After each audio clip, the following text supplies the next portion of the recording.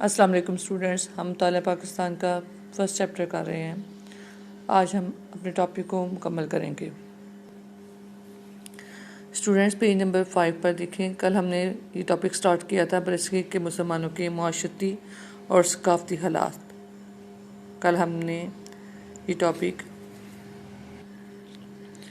Page number 6 میں یہاں تک پڑھا تھا، سے وابستگی پر ہے۔ آج ہم اس کو آگے سے پڑھیں گے۔ سٹارٹ کرتے ہیں۔ نیکسٹ پیراگراف ہے، برصغیر میں کئی زبانیں بولنے والے مسلمان رہتے تھے۔ ان کی ثقافتیں، روایتیں، نسلیں اور سماجی ماحول مختلف تھے، اور رنگوں میں بھی یکسانیت نہیں تھی۔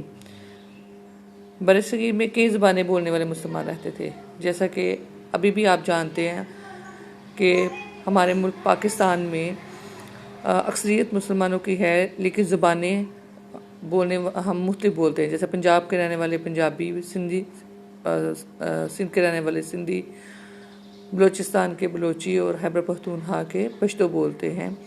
اب ہے کافی حد تک اردو زبان ہمیں ایک دوسرے سے جوڑے رکھتی ہے، لیکن اس وقت ہر علاقے کے مسلمان علیحدہ علیحدہ زبانیں بولتے تھے۔ جیسے بنگال کے رہنے والے بنگالی زبان بولتے تھے، اسی طرح اور دوسری ریاستیں تھیں، ان کی بھی اپنی زبانیں تھیں۔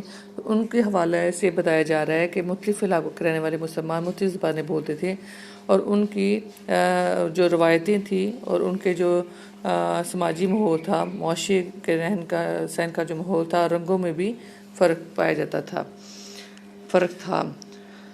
اب دین اسلام ہی وہ واحد طاقت تھی جو تمام مسلمانوں کو ایک قوم کے سانچے میں ڈالے ہوئے تھے، یعنی کہ مختلف زبانیں ہونے کے باوجود، مختلف روایتیں ہونے کے باوجود، جو تمام مسلمانوں کو ایک لڑی میں پرو کر رکھتی ہے، وہ ہے دین اسلام، چاہے وہ برصغیر میں رہنے والے تمام مسلمان ہوں یا دنیا میں رہنے والے تمام مسلمان ہوں۔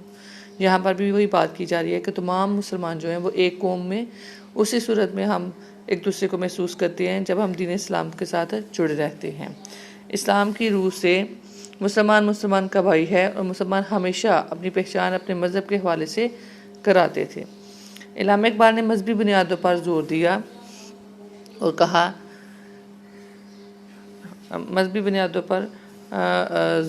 اور کہا کہ مسلمان دین اسلام کی وجہ سے ایک ملت ہیں۔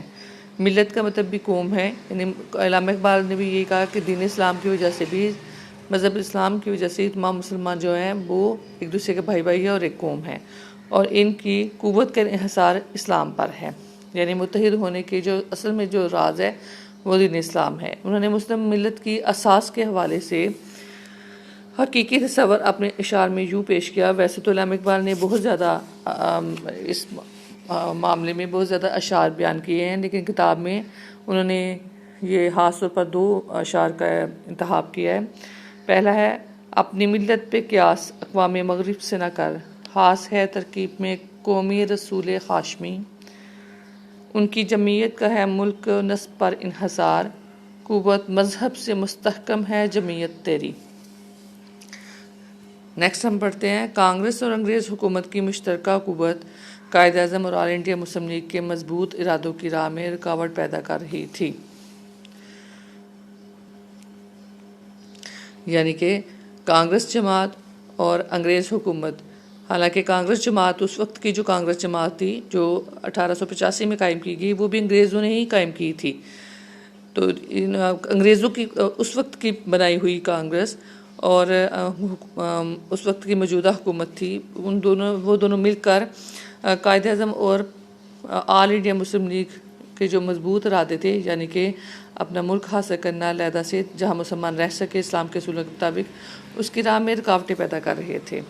قائد اعظم ان دونوں سے مسلمانوں کو آزادی دلانا چاہتے تھے۔